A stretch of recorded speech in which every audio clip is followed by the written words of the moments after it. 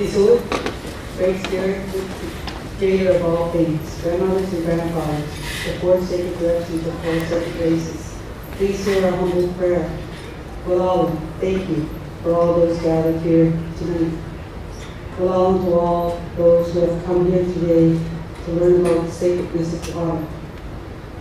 Today, we need to pray for the water. In Standing Rock, Sipekne'katik, Grassy Narrows, Barrier Lake, Muskrat Falls, Poulette, Harrietsfield, Williamswood, Pictou Landing, in British Columbia, and everywhere. We need to pray for the water protectors, where grassroots people are standing up to protect their waters, their lands, their families, their ancestors, and their future generations, as they are on the front lines to protect the sacred. The life, culture, and strength of Indigenous peoples of the world cannot be separated from the water. We embrace our connection to the lifeblood of Mother Earth and encourage all people to remember that water is sacred and it is our responsibility to protect the water. We reach out in truth and reconciliation to teach you about us and about our connection to our Mother Earth and our sacred water and to each other. We give our sincere gratitude for the many blessings that our Mother Earth provides. We give our sincere gratitude for the water. Someone, water, Eskasoni, I love you. Someone, I thank you, Poulette. Someone, I respect you, Treaty Truckhouse. For our Mother Earth, who provides all that is needed to live. Poulette for the sacred waters for quenching our thirst and helping things to grow. Poulette for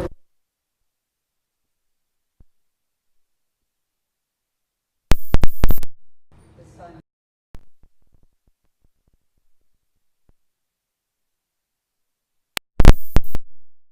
The four-legged.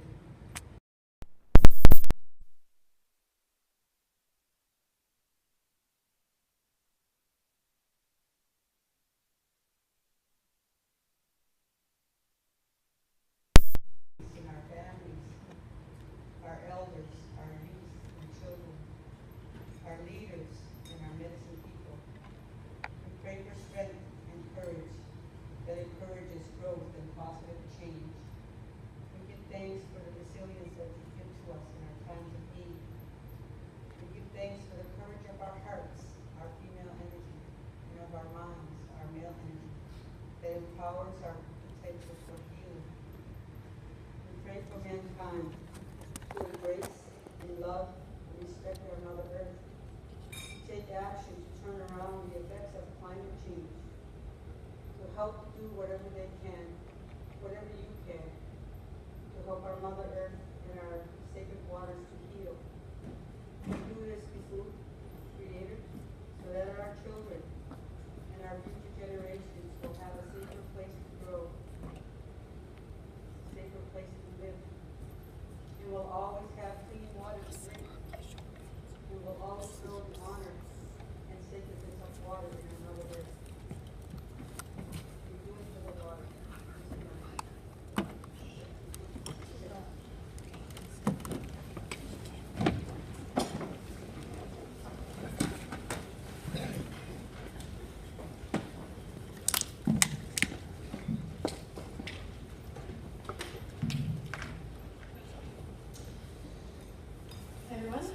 Thanks for joining us. My name is Robin, and I'll be moderating this evening. I just want to invite everyone who's not already sitting to come and join us. And if you're sitting on the wings, if you want to join us in the middle row, just so we can feel like a big, cozy family, this is a huge room, so that would be fine. I'm very lucky to work at a place called the Council of Canadians, which was one of the organizers of this event.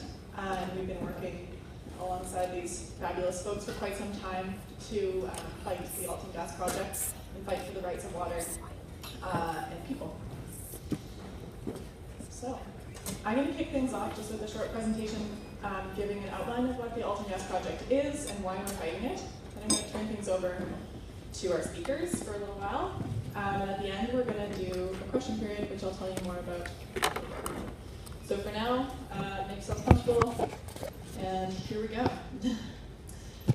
Like Dorene said, I'd like to begin by acknowledging that we're on the traditional territory of the Mi'kmaq people. And for thousands of years, the Mi'kmaq have sought to walk gently on this land. They offered assistance to the first European travelers to this territory, shared their knowledge for survival, and signed treaties of peace and friendship with many of our ancestors. It's important to remember this troubled relationship as we do the work of protecting our water, air, climate, and our collective rights. Okay, so with that, I'm going to tell you a little bit about the Alton Gas project and why it is that we want to stop it.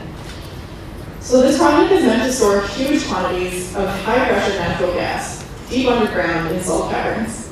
These caverns have not yet been created, but are supposed to be created by solution mining, basically by putting water underground to dissolve caverns into an existing salt deposit. The water that will come out of that is a brine that's 8 times saltier than seawater and will be flushed to the Sipekne'katik River. The idea is, if you can see this picture, the channel there is where Alton Gas intends to dispose of the brine resulting from this mining.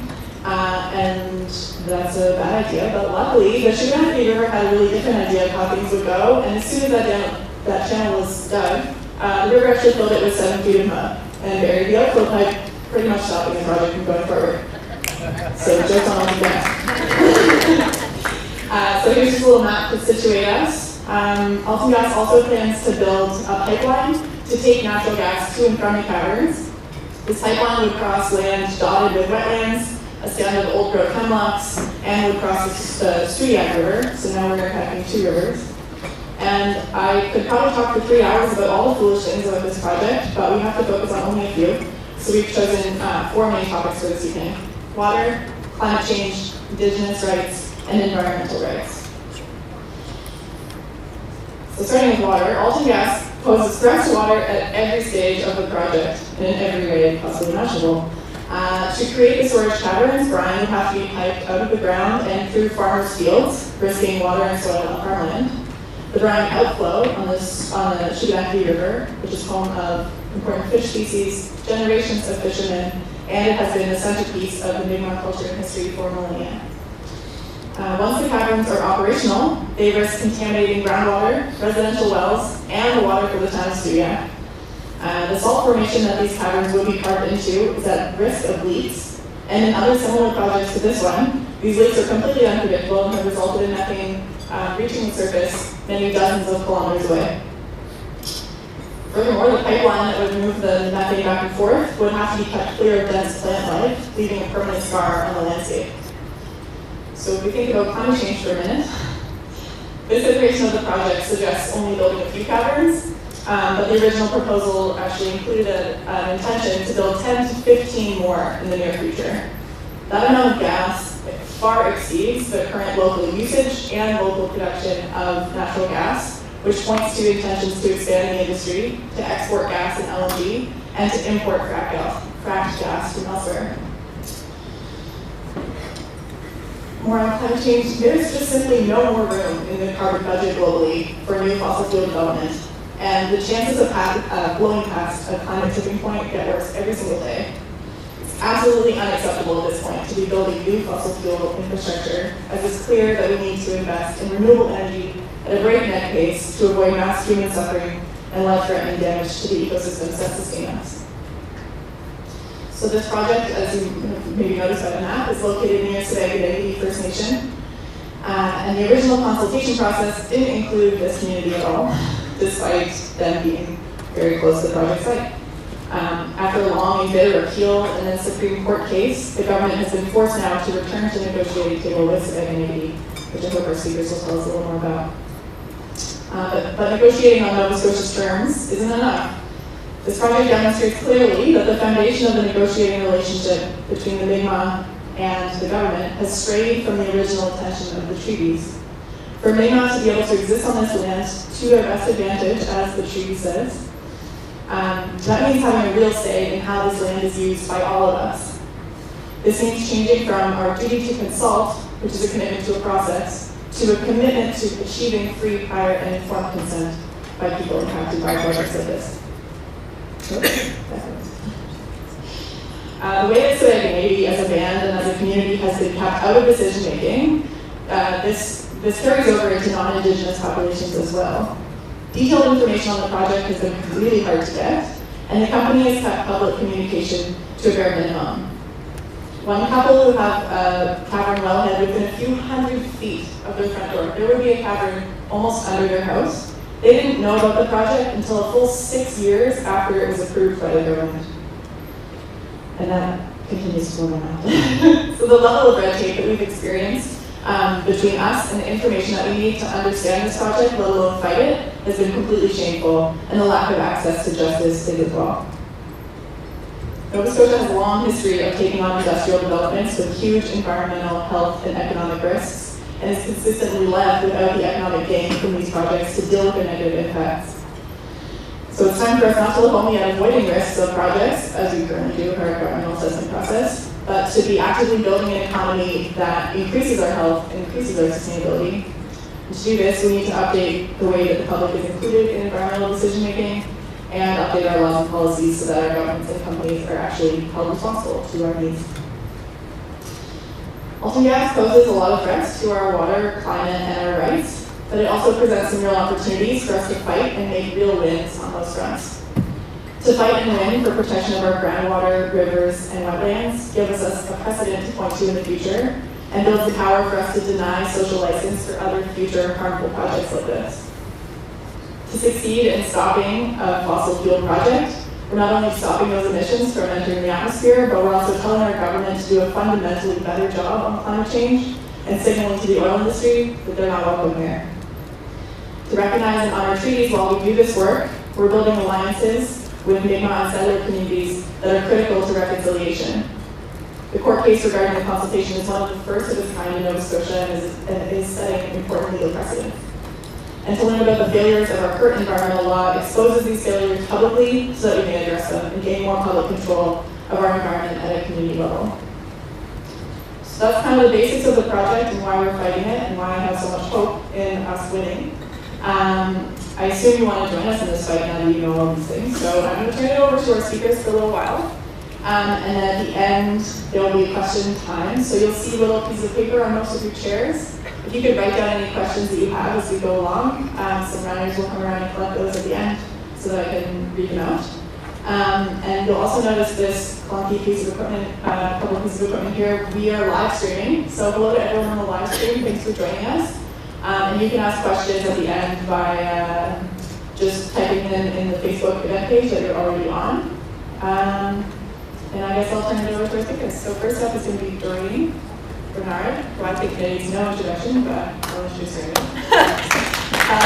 Dorene is a long-time water protector and grassroots grandmother, and that's what I love to say about Alton. After her is going to be Poulette, who currently lives beside the Sipekne'katik River and is keeping watch on Alton Gas. And then we'll have Jim Maloney, who is the district war chief for the Sipekne'katik district of Jim Maloney.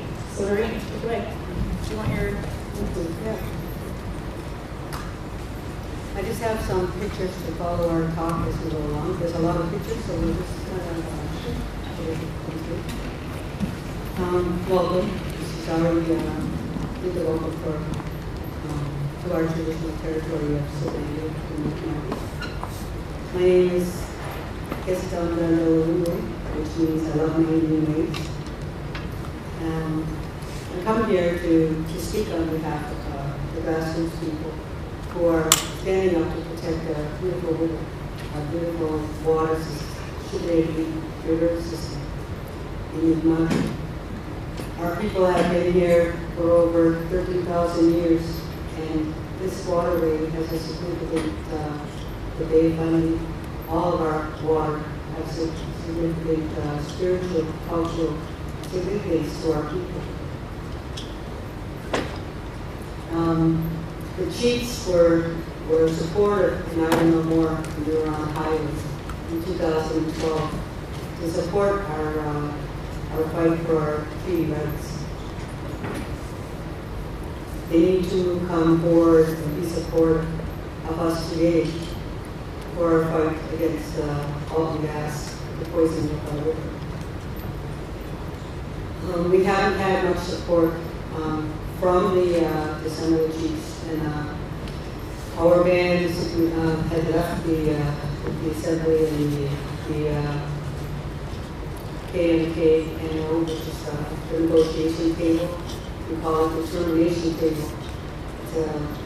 It's a consultation table to come up with a modern day treaty, a modern day accord that will reinterpret our treaty rights and nullify our 1752, 61, 60, all our treaties.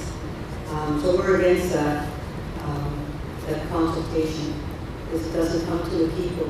It just goes behind closed doors to the government and the chiefs and the lawyers. When we first, before we started this, we were doing water walks in the city of Halifax at Point Pleasant Park. How many people here have been a part of those walks?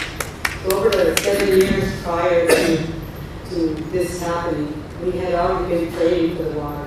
We were praying for the healing of the Halifax Harbor. We were praying for all the water, healing for all the water, and protection. Little did I know that we were already praying for the water off the Sipekne'katik and the Bay of Fundy. So in last year, in May, we started the Sipekne'katik River Water Walk to raise awareness about what is happening. And all along our walk, the women prayed and walked with the water. And we met people that came out of their houses onto the road as we were walking by, asking what it was about. And they didn't even know about the Alton Gas project. As we continue to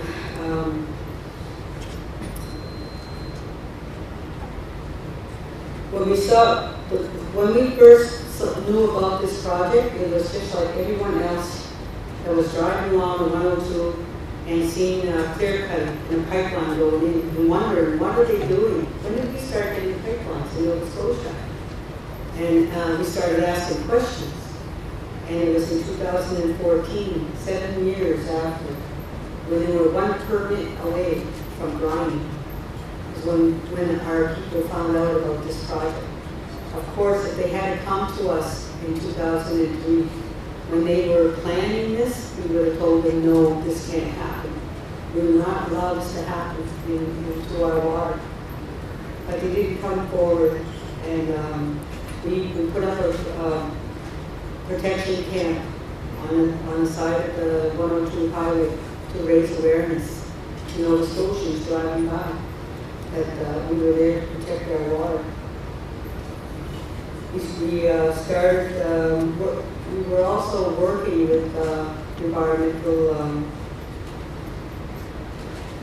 the Enrich program, the project that is working to address environmental racism in Nova Scotia. And we were talking about, Boat Harbor, talking about, Williamswood, and all these different projects that were going on, whether it was people without clean drinking water. And little did we know that our river was going to be on that list next. And I think we started working together with different organizations like the Ecology Action Center, Council of Canadians, and grassroots people from everywhere wanted to know more what they could do to help to stand up, to educate about the projects that were going on and how they were going to have impact. Poulette, last year lost their drinking water, and they were asking for support and for help. So we always, water issues are always going to be coming to the people as long as these corporations are allowed to do what they're doing. 2014, when we found out about this project, we have not stopped to raise awareness. We have not stopped. Dale's been down at the river standing for the water for all of us. all these 7 to 8 months, right through the winter, the harshest winter we've had, harshest nights and days.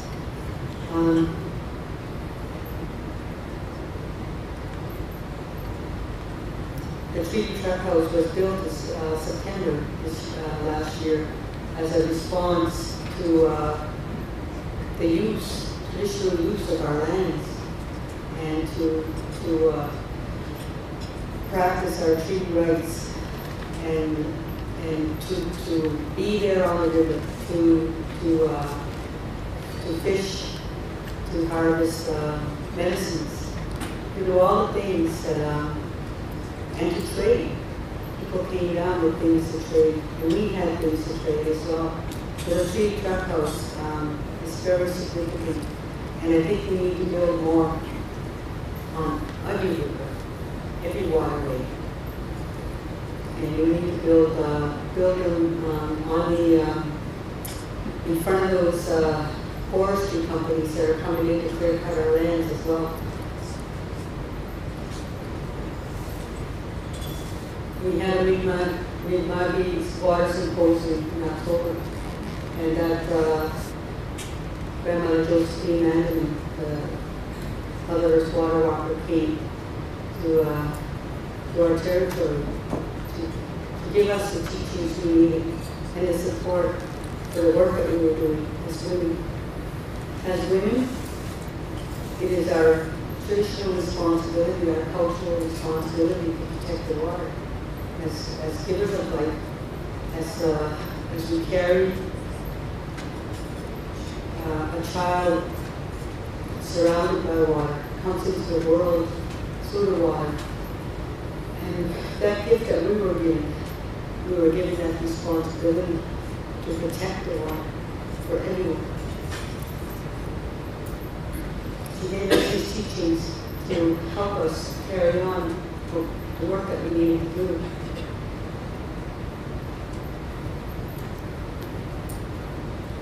The Treaty Truckhouse is continuing. We continue to have ceremonies there. Our presence is there on the river to protect our lands and our waters. We still have other corporations that are coming in to impact the water with the tidal turbines. That's another whole issue. But it's all connected.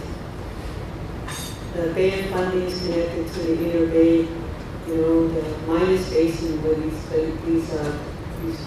turbines, we call them meat grinders, are being put into the water to kill the fish.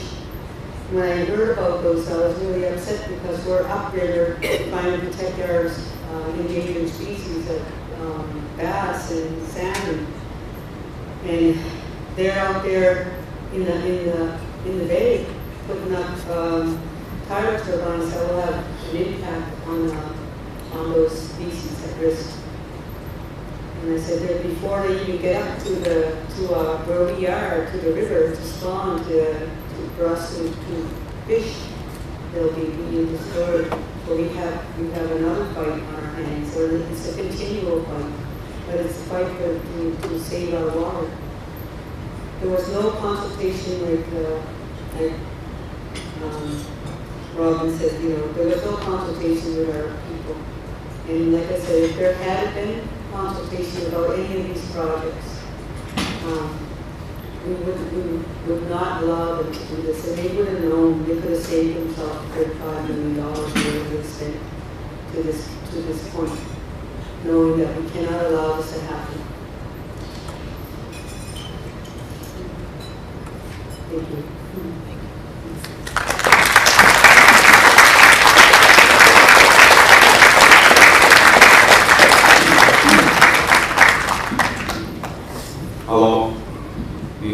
Hello, I'm from Cape Breton, Mi'kmaq territory, and I joined the resistance in 2013 to help the Mi'kmaq and the allies in New Brunswick there for the anti-shell gas protests. I wasn't there exactly when the raid happened, but I went up there and made that call. They had a call out, and I joined them. And when I got up there, it was a disaster to see all the camp destroyed. So I didn't know what I was doing, but I do remember that I was told to keep praying, keep doing ceremonies, keep going, follow that red road, and just help out any way you can. So after 2013, after the Rexton raid there, and not too long after SW packed up, that was a victory for us. We ended up going home later on, getting charged for nonsense. But anyway, not too long after we found out that Alton Gas was coming here,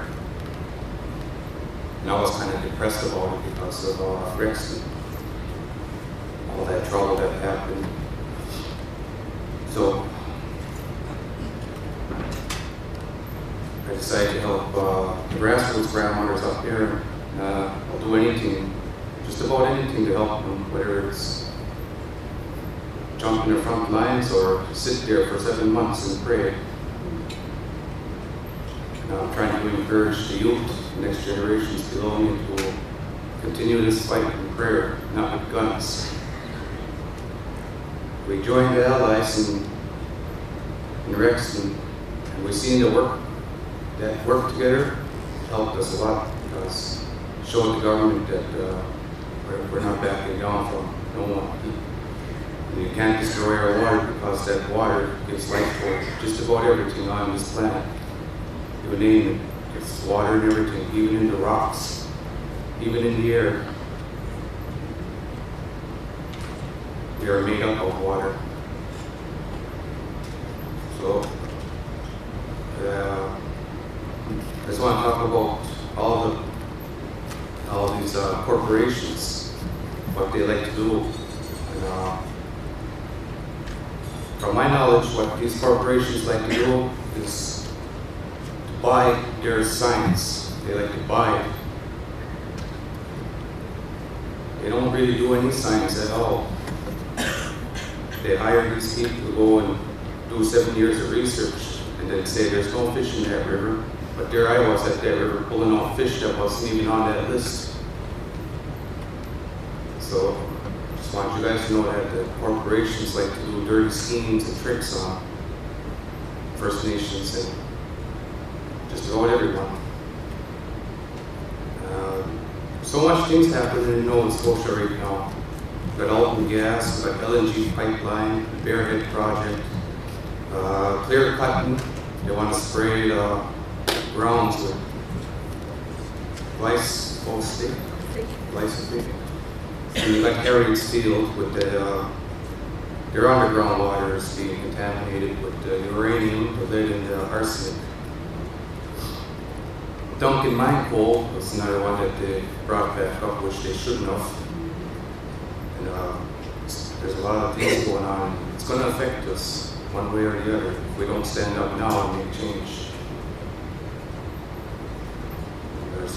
There's a few more projects out there getting ready.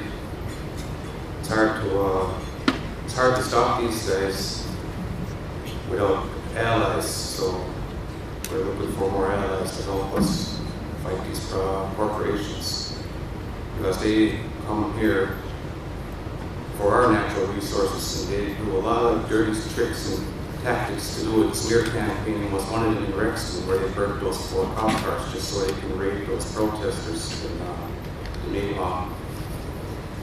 and the allies. So we got to raise that awareness and keep on the good fight with prayer and information, because information is power.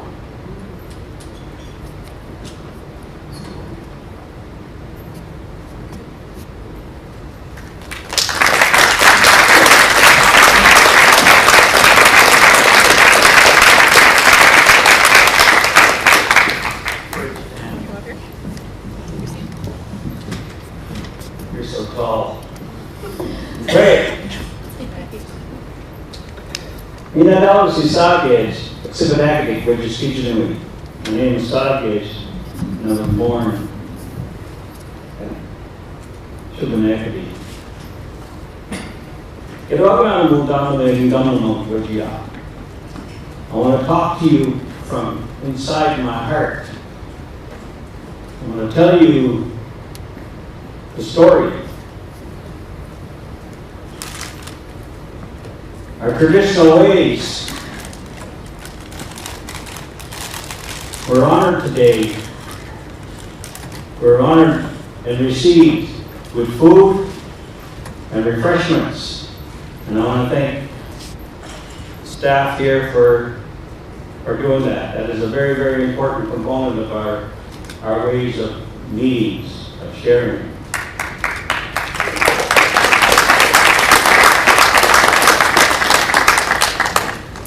You know, you've heard of the KISS principle.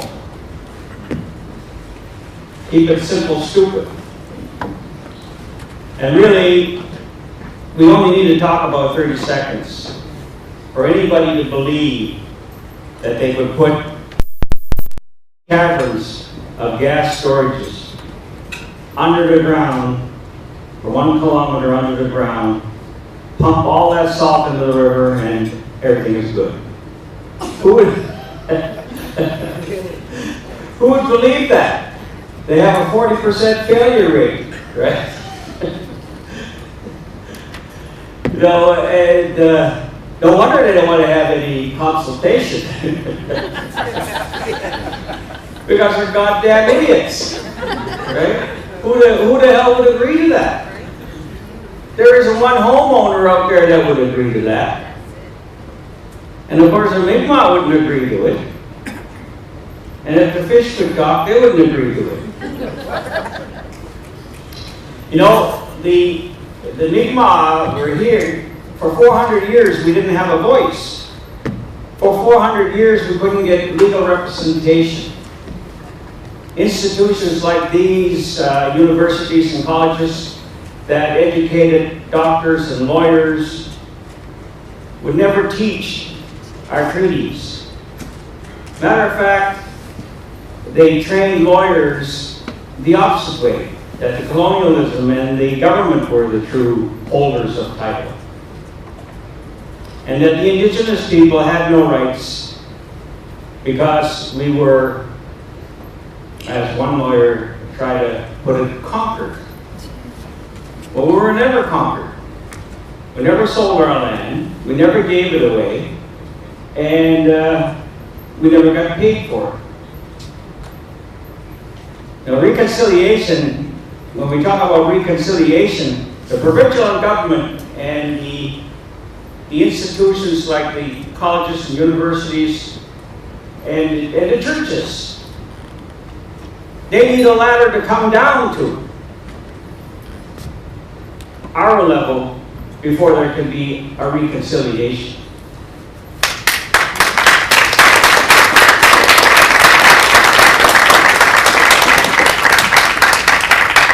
There can never be a reconciliation when you build a platform for yourself to give out gifts and presents that belong to the original people.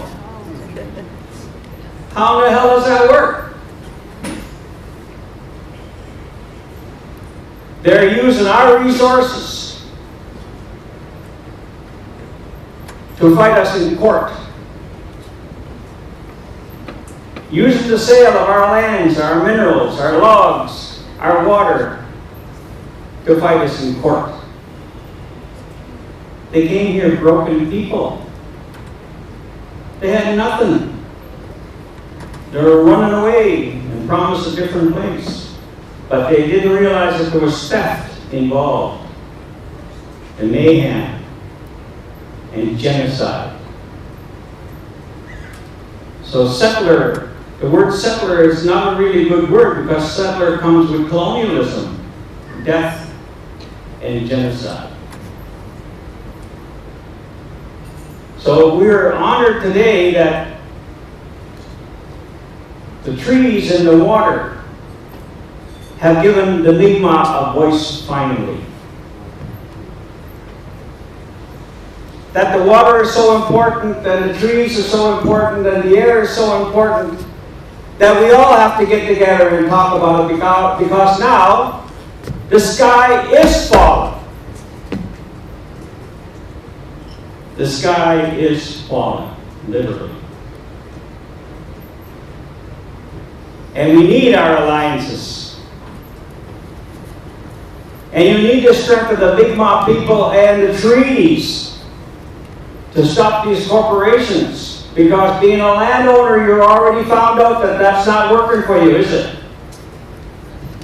You weren't even consulted. Bulldozers were driving by your homes out there in Alton.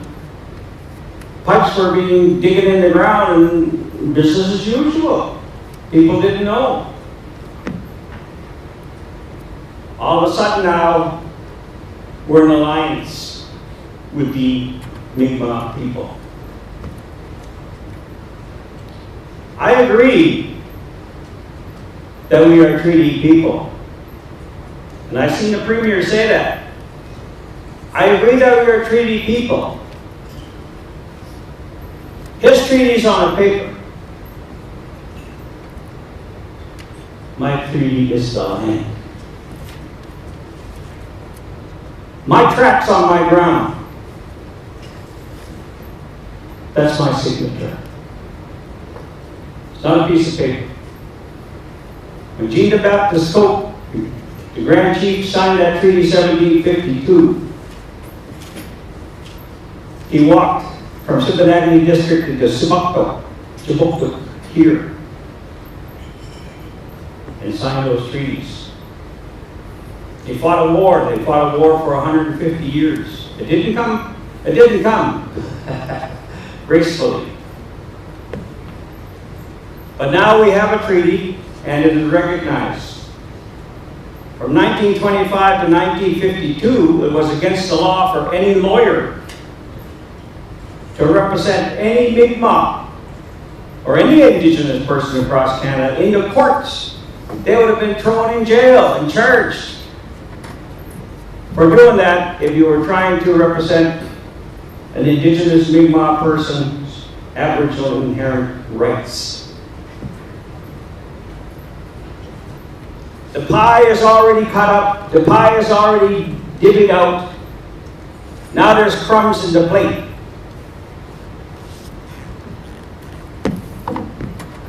That's what we're fighting over now. So we need our help. We need your help. We need the alliances to work together, because water and air and trees and land and resources and food are all our interests. We need to survive together. A lot of bad things happen. And forgive me for my tongue being a little sharp, because I come from an age that have suffered that.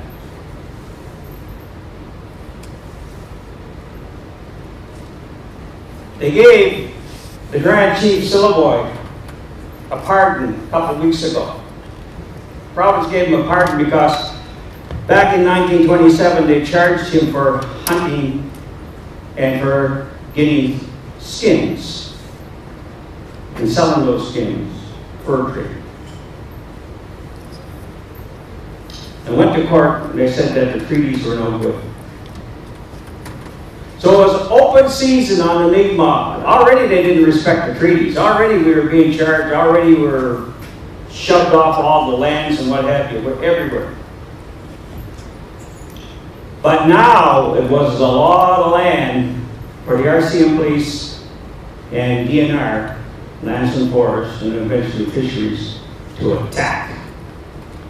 To attack on the best interests of their own people and their own family members. To attack our people. And we could not fish. We could not hunt. We could not gather in our own territory for all that time. And if any lawyer tried to come up with anything, we would have been charged. They would have been charged. And it wasn't until the Simon case in 1980s that came through, and my brother, Sagamau Chief Jim Maloney, took that to court, that our treaty rights were finally held up again. And even when our treaty rights were held up, they're still being challenged today. We always have to defend a negative. We're never asked to defend a positive.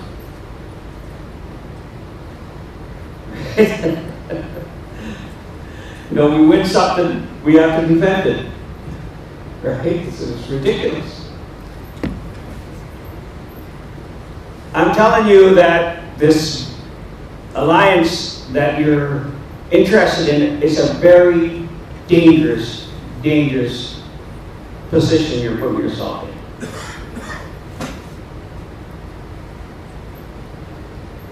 You will have guns pointed at you someday. You will be arrested someday. You will have attack dogs at you someday. You will have snipers at you someday. If you follow us. You have to be told that. This is all good, well and good and comfortable in here.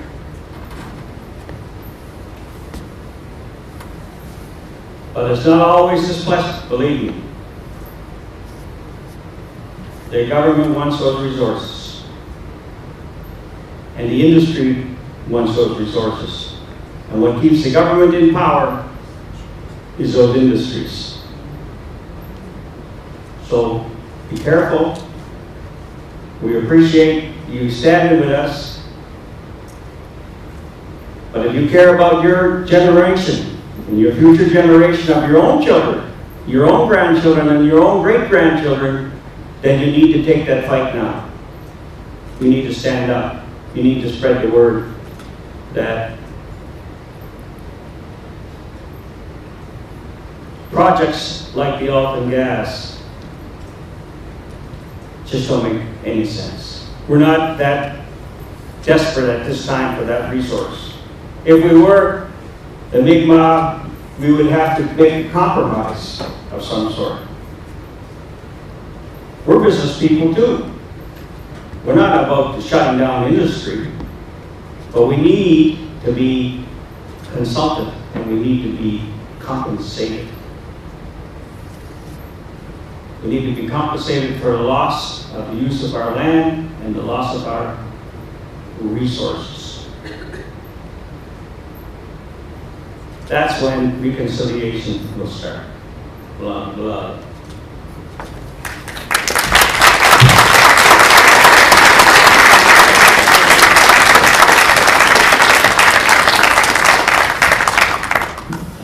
Let's give a big round of applause for all three of our speakers so far.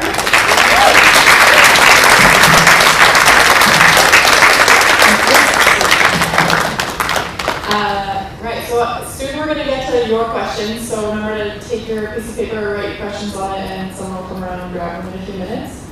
But I want to take a few to just turn back to the panel and see if anyone wants to respond to anything that's been said so far, or if you have a new idea you want to share. Well, I think one of the biggest issues is that Alton Gas came here to build fracking infrastructure for fracked gas. And we know that Hayes River is one of which is a stone's throw from Sipekne'katik, has gas deposits there, which is a stone's throw from the river and the caverns that they proposed to build. So one of the slides shows that there was 11 caverns that were planned in their original. First they said 18, and then we have a map here of 11 caverns. So how did that get down to 2? And I believe it's because we stood up and we went to the river and we stood there and we built a truck house and we brought the people there and we seen the beauty of this river. We lived it for months. And people came to connect with the water. When you see the children that were sliding down, mudslide into the river, and all the people who brought food and brought families, every weekend we had 100 people down there. And during the week we had people down there to make sure there was a presence on the river while they were there. All the gas packed up in December. So Alton Gas took down their office and moved it out to Brentwood in December. But we didn't leave the river. Dale didn't leave the river.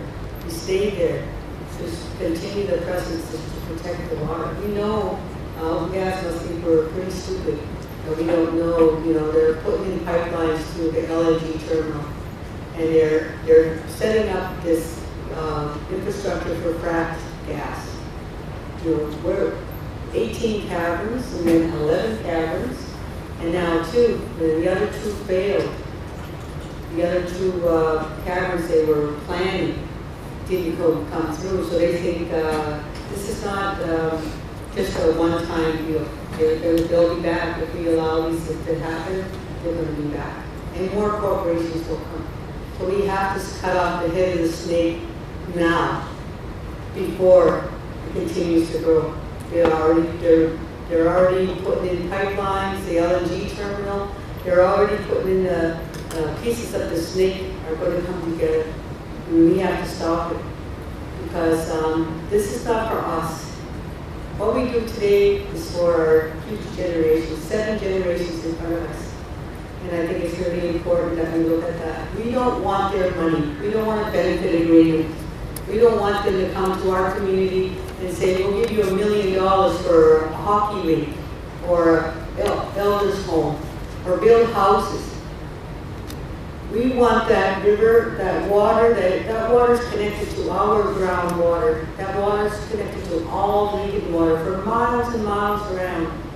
And we have to protect that water. We don't want their money. We want them to go home. We don't want anything to do with Alton Gas. And I think our people all need to know that. When you stand with us, the government put in Bill C-51, passed Bill C-51, which makes us eco-terrorists. We're all sitting here as terrorists in the eyes of the government. Are you terrorists? Do I look like a terrorist? This is my record. I think that we need to realize that whatever happens, I think Standing Rock taught us very many good lessons, very many hard lessons. My heart goes out to Standing Rock and all the people who stood there and continue to be impacted by that, what they're doing. And we know as grandmothers that we don't have a choice. And I said it before, nobody wants to be on the front line, standing in front of someone with a gun, or even someone with a tractor, or whatever they're going to use to do this work. But we don't have a choice. This is who I am, and I ask you to stand with us.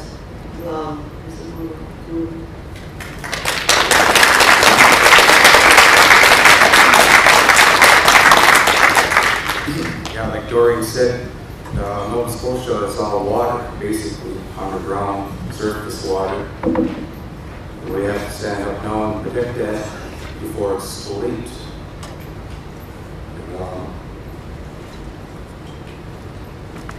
basically just joining lines together and show the government that we're not going to step down.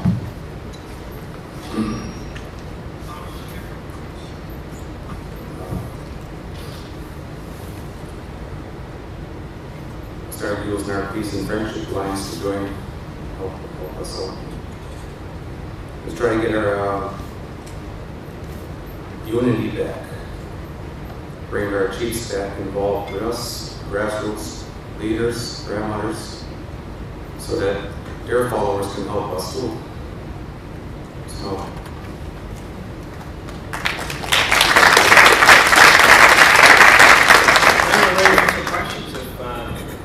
Yeah? Okay. We got a couple helpers to run around. Oh? Hi. Yes. Gonna get a couple people to run around and grab questions if you've written them down. And if you're on a live stream, you can ask them on the Facebook group, and I'll just pull up all my notes here and see questions coming. Great. Or comments, don't have to take questions. Yeah, comments as well. Okay, let's look at these questions. I thought I had questions too. I was hoping someone would have a question, so I wanted to just stand here and just offer silence, but it's fine, we're all friends. You can always yell mine. Come on. No.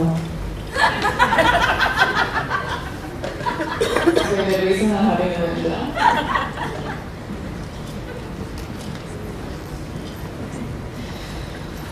Right, okay. So, people are curious if you could tell us more about the 1752 treaty and how it can help this struggle and help to rebuild relationships going forward.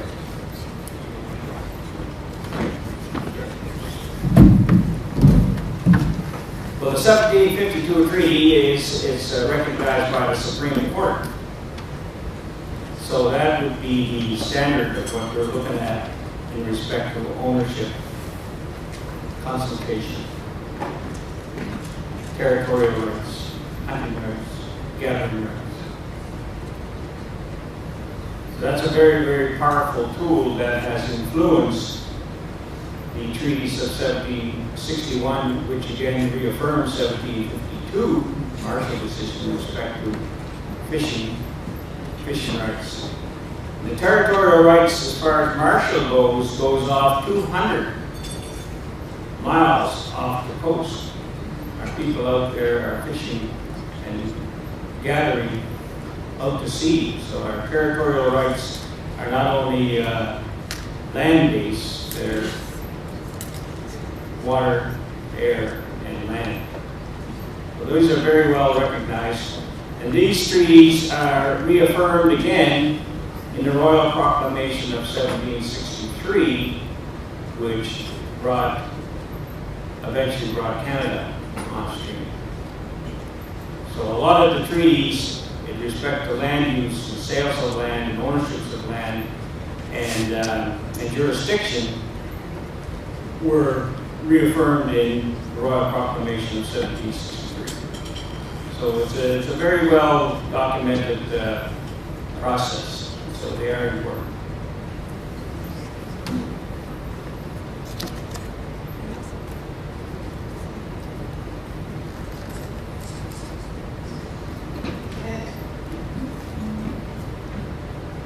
What will the next steps be after the appeal was granted in January 2017 by Justice Hood? So what's the follow-up of the court case and the result in January of some kind of continued consultation? Can you speak more to that? As far as I know, as a grassroots grandmother and band member, what we won was very limited. I didn't feel like it was much of a victory, but it was a victory. We won the case because of procedural fairness.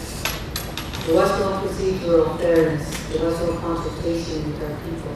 And the main report, the Warren report, was given to the Minister of the Environment just before she made her decision to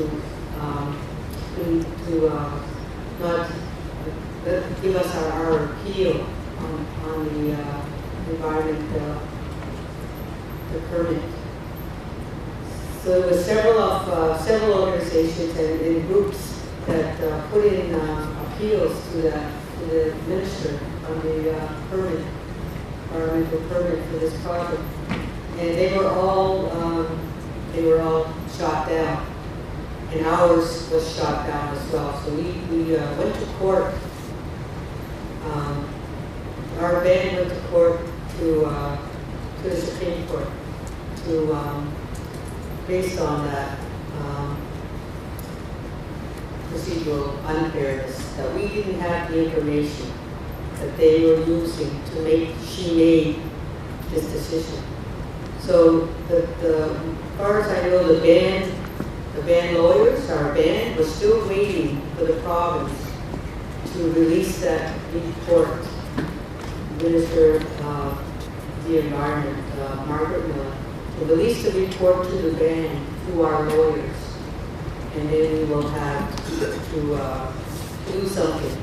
And whether it is to go back to court or to have meetings with the minister on any procedural fairness, to know all the information that they were basing their decisions on. Well, isn't that crazy? Right up until not only did Alton Gas not consult with any of our people, they started consultations, information sessions in 2014 in Brookfield, in Millbrook, in Studiac. They were just finding out about this project in 2014 when the minister already gave them a permit. The last permit that was that they needed was the permit from the agricultural permit to bust through the bed to build that mixing channel, they call it, where they created an island that we went out there and claimed as Treaty Island. We put our flag up, we put our flags up, we put our prayers on that island, we put a teepee up. That's when they knew that we were there and that we weren't leaving. So I think as our band examines, whenever that information, the Warren report, the Warren, is it Warren or Warren? Warren, right? Report. Anyway, it's the report that he did to talk about the environmental risks of the assessment. So we're going to be asking for a new assessment. Whenever there is consultation with our band, I think the grassroots people should be present, and nothing should be decided outside of a referendum with all of our band members to be a part of that process, because I know we had been consulted even by our own people, our own leadership. So yeah, that's where it is right now, and anytime we should be hearing something back from our own leadership as well as from the Nova Scotia government. Just on some clarification, you hear us talking about inherent rights, Aboriginal rights, treaty rights, and then we also hear we're being mentioned and identified as Indian Act bans. The Indian Act ban is a product of, it's a municipality of the federal government, really. The same way the municipality of Halifax is of the province. It gets its authority and its rights on the Indian Act from the federal government. So we're not really too interested in the Indian Act concept or being consulted as an Indian Act group. We need to be consulted as an Indigenous nation that signed the original treaties with other nations, a nation to nation. That's the decisions that the courts made. That's the decisions that all the treaties that the court case. By the way, we won out of 200 some court cases. We're running like 98% success rate on all of them, right? So, and then what causes that? It causes that because that's the live, I call that's reconciliation work in there. Whereas I don't have to be a Catholic to be a Canadian. As an Indigenous person, I don't have to be an act or an Indian act to be an Indian, because I'm not an Indian, I'm a Mi'kmaq. Indians come from India, right? Right? So I'm a Mi'kmaq, and we're a Mi'kmaq nation. And what the government wanted to do was split us up into little, what they call bands, so they could negotiate deals with each individual band and put you in dire strait, so that the very basic substance of food, of housing, you would survive, you'd sign to save your family. Very few Mi'kmaq people own private property in the whole territory of Mi'kmaq Nation. We're on reserves. The chiefs, their constituents, are wards of the government.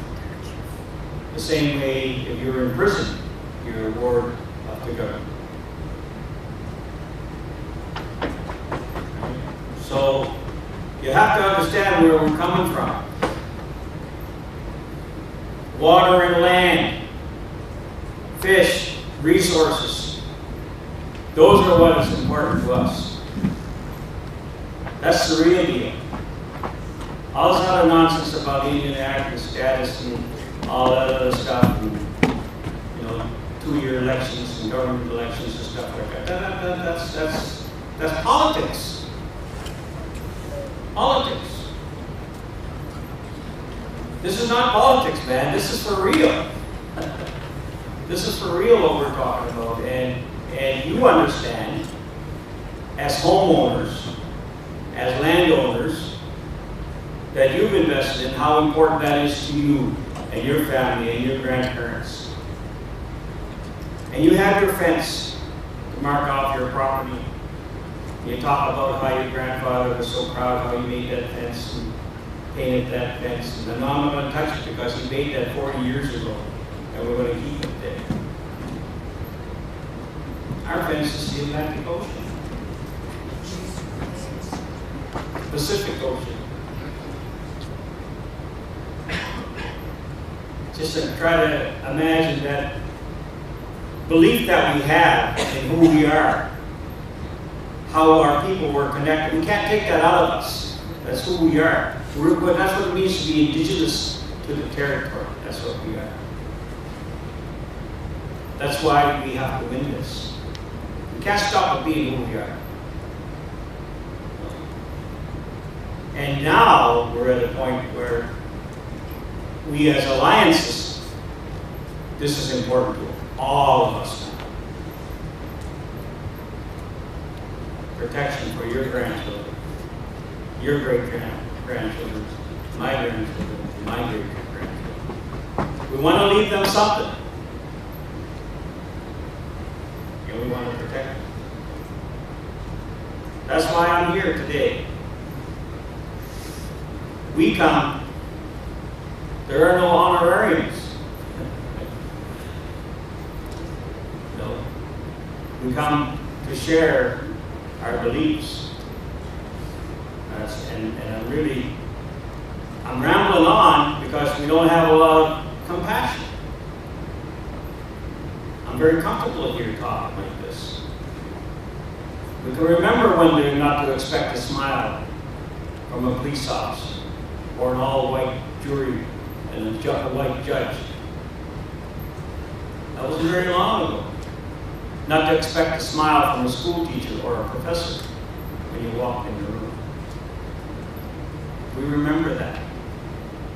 To be watched when you walk into a grocery store for no reason.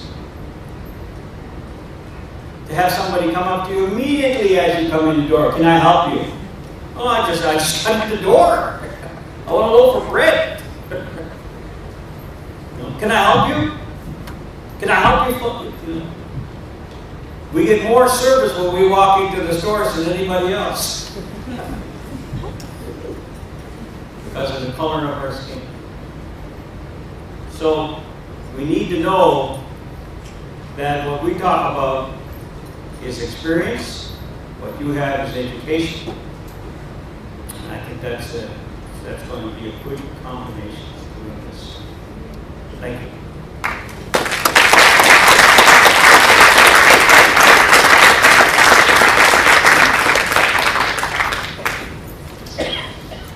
If there are any more questions floating in the crowd, please feel free. And if anyone's watching the live stream and has questions, bring them on up. The next question is, when you look at the Alton Gas website, they do a pretty good job of making it look like they're working with and consulting the Mi'kmaq people. What do you have to say about that, and how might we combat this appearance? Oh, yeah. Well, the Alton Gas website says that they've been in touch with, consulting with Mi'kmaq people all along, when they haven't been. We, like I said, we just first met them at a meeting that they came to in, first I went to an information session that they had, community information session they had in Brookfield. And when I walked into the room, there was booths set up in a semicircle around the room. And when I walked in, it was so loud in there. It was like people were all talking at the same time. So I went to the first booth, and I seen a picture up there, Alton Gas. And then the next booth was talking about all the studies that they did. And what was missing on there was the Mi'kmaq study. And so I asked them where was the traditional use of the Mi'kmaq of this area study that was done in 2003 by a member to geomatics. And the girl said, "What? It's not on there?" I said, "No, it's not on there. It should be on there if you're using that to because I said we just mapped out that whole area of all our traditional use places, and you put that pipeline through where you started the caverns right down to the river." And I said that's a slap in the face. You know, what we did was in good faith showed you where not to put something like this. And then she didn't know what to say. I asked where David Burkett was, and she pointed him out, and I said I would go see him. I went to the next booth, and there was somebody there, and I was asking a question. You're going to have to go over there. That one there knows that answer. So I went down to the next booth, and they were telling me, go back over there, that one knows this answer. So I said, you know what, this isn't working for me. So I whistled. And everybody stopped. And I said, excuse me, I said, you know, this isn't working. I said, I can't hear the answers to the questions. I can't even ask the question because they're telling me to go over there and over there and back over here again. I said, could you all make a presentation and tell us what this is about and answer our questions that we all can hear? And it lasted for about 20 seconds and then went right back to what they were doing. And I realized I was in a non-native community, and I was at the Brookfield Fire Hall, who got a big donation from Alton Gas. But I felt like I was supposed to be there for some reason, and I was the only native person there. So I turned around and I went out, and my friends from the Alton Gas Resistance were out there giving out pamphlets about what the Alton Gas project was doing and will do if we allow them to do that. I got in my car and I drove home, and I said, I have to go and pray because this is not right. Alton Gas finally met with the Mi'kmaq in Millbrook, not even in Indian. They didn't come to our community where we were just off the river. They went to Millbrook. And when I walked in the hall, they had it set up the exact same way that was in Brookfield. They had all these booths set up, and I said, oh, no, you don't. This isn't going to happen like this. And I went to the chief, PJ Prosper, and the other one, Chief Bob Load, and I told them, this is not right. They can't do this. This didn't work for me in in Brookfield, and it's not going to work here. So I made them take down the booths and then sit in front of us. And we'll ask questions. We'll get the answers that everybody can hear. And so what they write on their website is it's about they're going ahead like nothing's the matter. That they have all the permits and they have every and they're making headway with the Mi'kmaq people in Nova Scotia in our territory when they are not. What they say is they're trying. They have never been to Indian to talk to the people. They've been to the band office to talk to the chief, but they have never been to our community center to talk to the people, get our input. So I would say that what they write is not true. They haven't been reaching out to our people. They never once came down the river to talk to our people. So, and still today, we're waiting for that meeting when they can come so they can hear us, just like now. They can listen to us. Just to add to that, just to add to that, Alton Gas or any corporation really don't have the authority to consult with the Indigenous nation. It's got to be a government-to-government process. So for the provincial government to direct Alton Gas in some form to consult with the Mi'kmaq Nation, right from the start is wrong. Why would we talk to a corporation? It's just a corporation. I made a corporation, I bought a corporation, and now I've got a limited company. Now I can negotiate with a nation on a treaty right. I mean, that's how ridiculous the process is.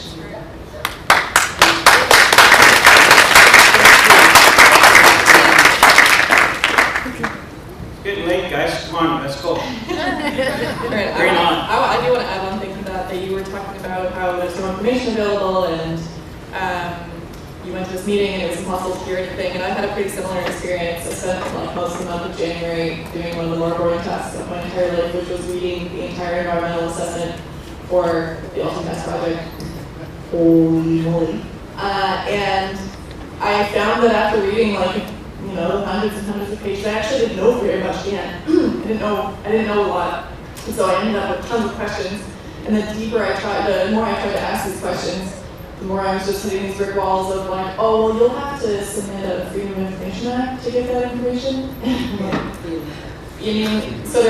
was finding there were all these requirements of the environmental assessment, so the company creates the assessment, the government says, that sounds fine, and here are 15 conditions that we need you to meet.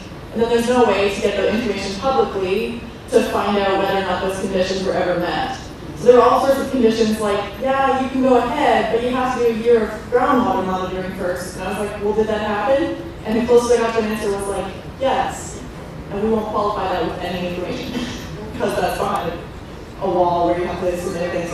So there's all these questions that we still don't know the answers to that relate to consultation, but also just we don't even really know what is in the ecosystem that they're gonna grade and put a pipeline through. They don't have to tell us that. So when we talk about changing all these laws, we're talking about changing from a consultation model to a consent model, but also having public information to even know what this project will do to the ecosystems that we rely on. We don't have that information. So yeah, it's quite a large issue. It's not on their website. So here's a question that I might actually just, forgive me if I answer this incorrectly, I think it's going to be a short answer. Is there a compromise that will be accepted by Sipekne'katik with Alton Gas? Are there stipulations that could put this project, or that could be put on this project that would satisfy the environmental concerns of the people of Sipekne'katik? And I'm going to hazard a guess and say the answer is just no. No? Great. Done.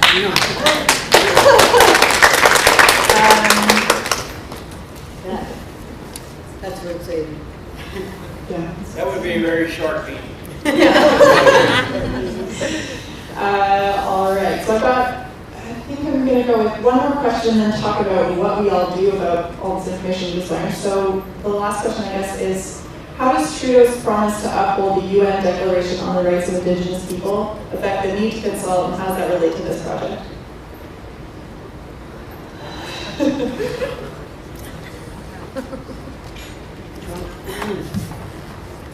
Trudeau made a lot of promises. Hold the rights of Indigenous people, that we would have a veto. We would be able to say no to these projects. Now he's saying no. Not a veto, not a no, but we have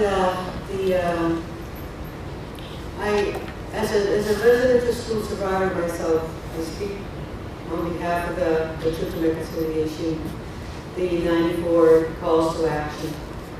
And that part of our reconciliation, to work together to make our, to bring us all to that peace and friendship where we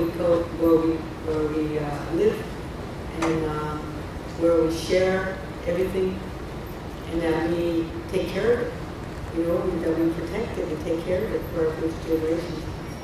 The rights, the UN Declaration on the Rights of Indigenous People, where Jody, the Justice Minister, said that it was not workable, that there has to be work done on that. For them to honor the UN Declaration on the Rights of Indigenous People. So we see where the government is going with we see the barriers, we see the things that are up in front of us, we see all the challenges that are up in front of us. But we know that working together and working with everybody, that we can get that. We can get past the say, I think they say, where it's not workable. Because they agreed to uphold the UN Declaration. So I think the challenges that we have, they're all Canadians' challenge. They're everybody's challenge. So I feel like we're not in this alone. Thank you.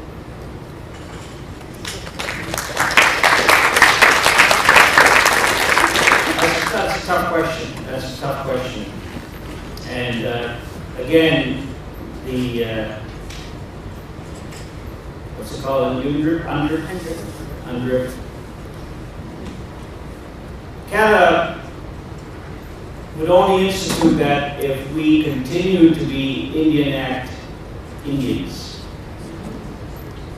If we continue to be on municipality reserves, small pieces of land that are controlled by the federal government, then they would recognize the United Nations Declaration.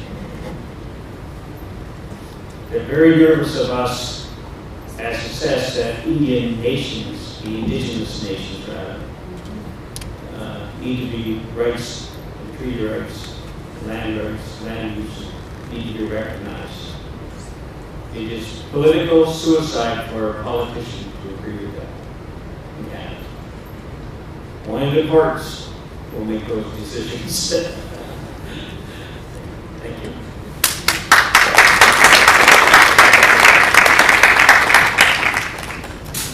Okay, so I'm going to close the question period, and I want to give another huge thank you and round of applause to our speakers for not only being here tonight, but all their work over the years.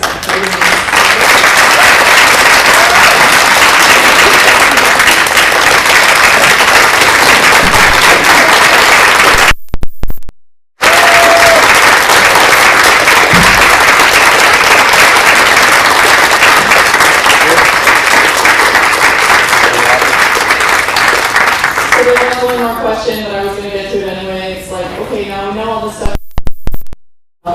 How do you all join this movement to fight these problems and protect all of that is worth protecting?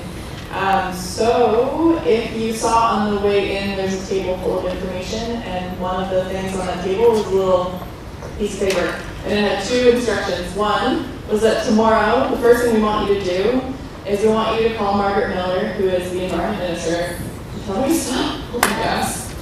Oh my God. There's a little script on there so you can have something to say.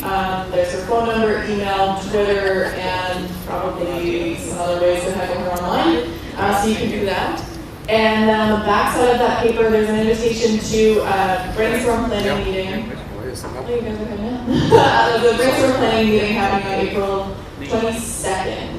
Yes, April 22nd. And what we'll do then is figure out what sort of interests you have, what you can do, what you want to do, and how we can put that to work. for stopping Alton Gas. So please grab that piece of paper on your way out. And I'll just make a shameless pitch that, like, if you join this movement, you'll get to hang out with these people all the time. You'll get to see Dorene just like lay down in front of a room full of people and make them all listen, even though they're trying really hard not to. You get to meet Dale, who's just been like living beside the Sipekne'katik River for 8 months. It's funny,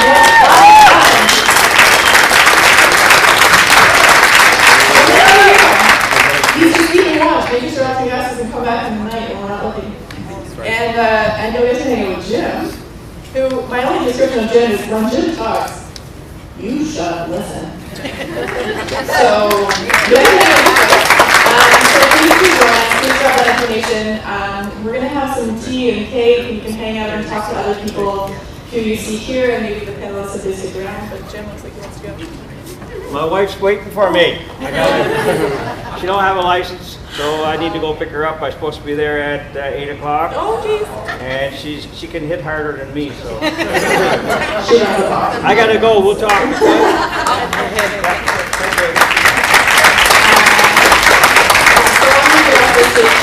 just want to give a big shout out to all of the sponsors of this event. The Council of Canadians where I work, the Canada Research Chair in Sustainability and Social Change, the Loaded Ladle, and as per Fernwood, and a couple really great students from Dell who helped this whole thing happen. I'm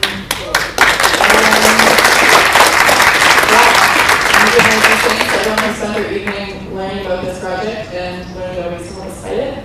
So, yeah, mingle, hang about, ask questions, talk with people.